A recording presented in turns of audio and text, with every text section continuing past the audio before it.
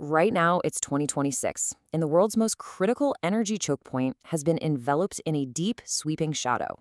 We're stepping into a geopolitical landscape that feels, honestly, like a frozen frame in a cinematic thriller, but it's grounded in absolute, harsh reality.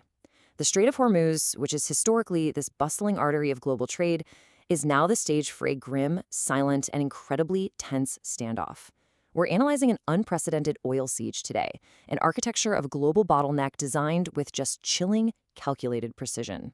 Every geopolitical assumption we had in the early 21st century has been violently paused, and it's been replaced by an unnerving stillness that threatens to plunge Western economies into immediate recession. It's May 7th, 2026. If you're looking at the Persian Gulf today, the defining characteristic isn't explosive kinetic conflict. It's silence. Just picture the sheer scale of the trapped assets here. We're talking about very large crude carriers, these massive behemoths that literally serve as the beating heart of global commerce. They are sitting completely dormant in the deep oil-black waters under a hazy golden hour sun. The world's busiest shipping lane has essentially been transformed into a maritime ghost town. Millions of tons of steel dead in the water. The churning wake of international trade has been forcefully brought to a dead stop. It's a terrifying stillness, really. It's the physical manifestation of a global economy placed under deliberate cardiac arrest. So who actually flipped the switch on this silence? The catalyst is the Persian Gulf Strait Authority, or the PGSA. Following the death of Ali Khamenei, the new supreme leader, Mojtaba Khamenei took a decisive and pretty terrifying step. He authorized this newly formalized body to seize absolute, systemic maritime lockdown over the entire waterway. Now, we need to be clear. This isn't the intermittent harassment or the fast boat posturing we saw in previous decades. Not at all. This is a formalized, highly bureaucratic, and deeply militarized stranglehold. It represents a fundamental shift in doctrine. The PGSA has established an ironclad naval checkpoint system, and the result is hundreds of vessels mathematically and physically bottled up, completely unable to transit out to the open sea. To put it bluntly, Iran isn't just threatening the global economy anymore. It has seized its pulse. Millions of barrels of crude oil are permanently removed from the daily global spot market, just suspended endlessly out there in the water.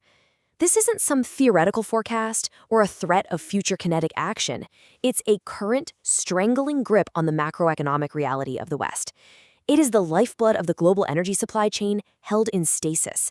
They're starving refineries from Rotterdam to Houston and triggering these cascading supply chain disruptions across literally every continent.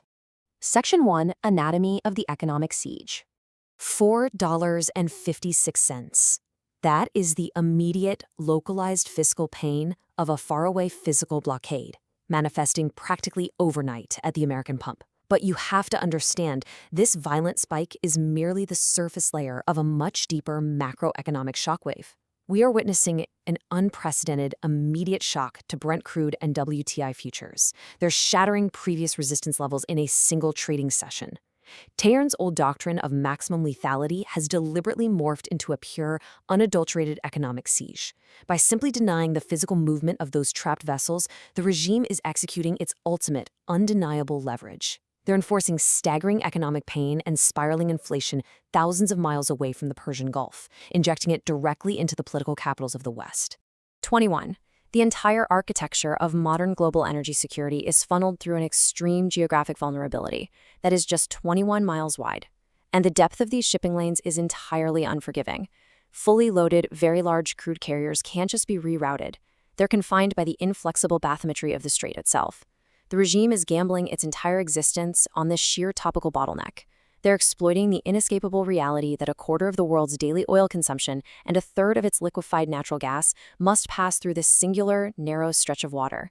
There's no alternative route. There's no bypass. It is the ultimate geographic choke point, weaponized to its absolute maximum potential.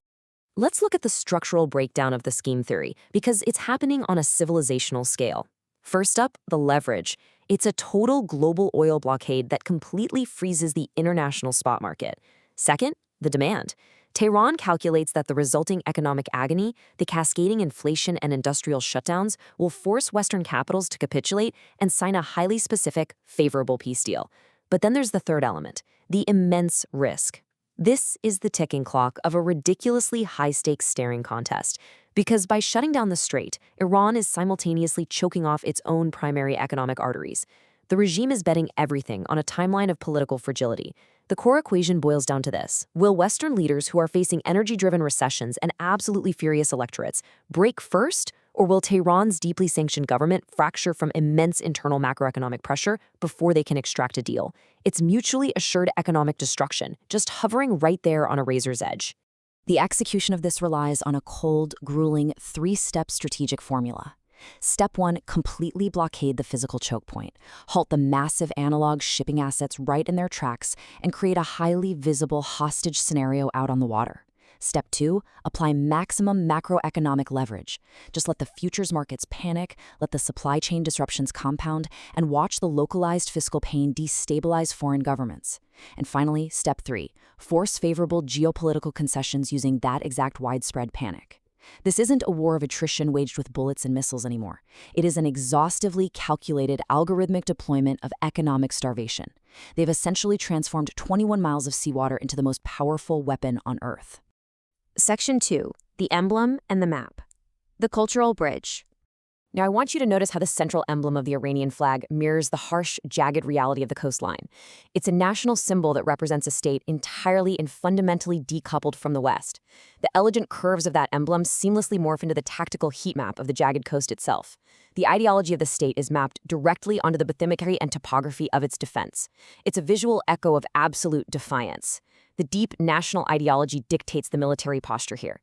It blends the cultural identity of a fortified, isolated state with the literal, rocky inlets that serve as its ultimate geographical shield. And this posture creates a stunning, deeply cinematic contrast out on the water. On one side, you have the immobile physical assets, those massive, multi-ton dormant tankers stuck in the oil-black water. They look like towering relics of an analog trade system completely paralyzed by fear and geography. But on the other side, hiding right there within those jagged coastal inlets, are kinetic digital threats. Elite IRGC units equipped with agile, lethal, neon amber artificial intelligence-driven drone swarms. It is a terrifying standoff. Giant, vulnerable metal beasts against invisible, hyper-intelligent digital wasps operating in the shadows of the shoreline.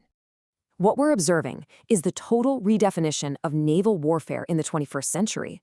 Traditional blue water navies, with their massive aircraft carriers and destroyers, they're rendered effectively obsolete in this narrow littoral combat zone.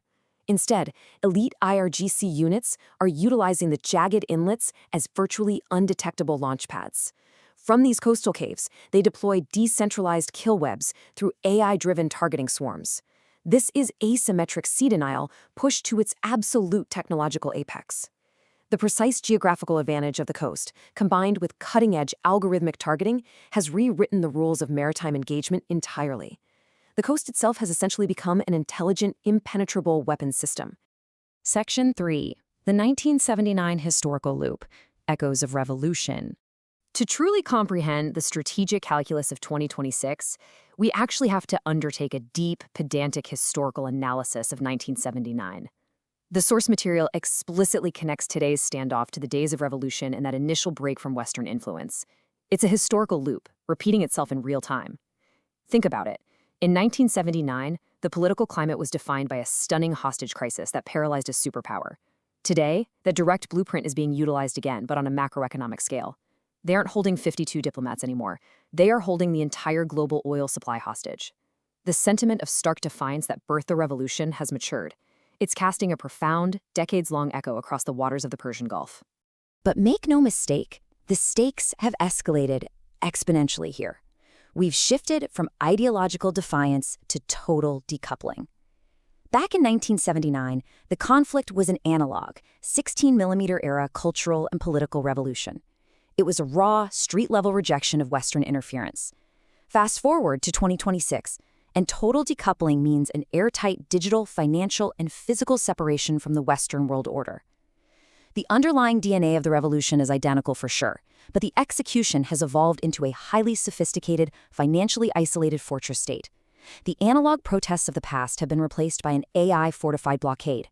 We're looking at a regime that has spent nearly half a century studying its vulnerabilities, slowly hardening its economy and its borders to withstand the exact scenario we're seeing play out in the Strait right now.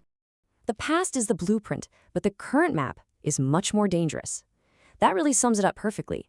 The 1979 revolution built the foundation of defiance, but today's map, It's guarded by autonomous drone swarms, advanced machine learning, and an authority willing to freeze the global economy's lifeblood in a high-stakes game of civilizational chicken. It is an unprecedented, lethal geopolitical threat that makes the historical blueprint pale in comparison. The analog past has birthed a terrifying digital present. And so the strait remains silent. The tankers just wait. The drones hover out there in the deep shadows of the jagged coastline. In this ultimate test of endurance, trapped in the crosshairs of asymmetric sea denial and crippling financial pressure, what gives first? Will the West's economy cave to the suffocating agony of the siege? Or will the regime's foundation fracture under the immense, crushing weight of its own internal pressure? The clock is ticking.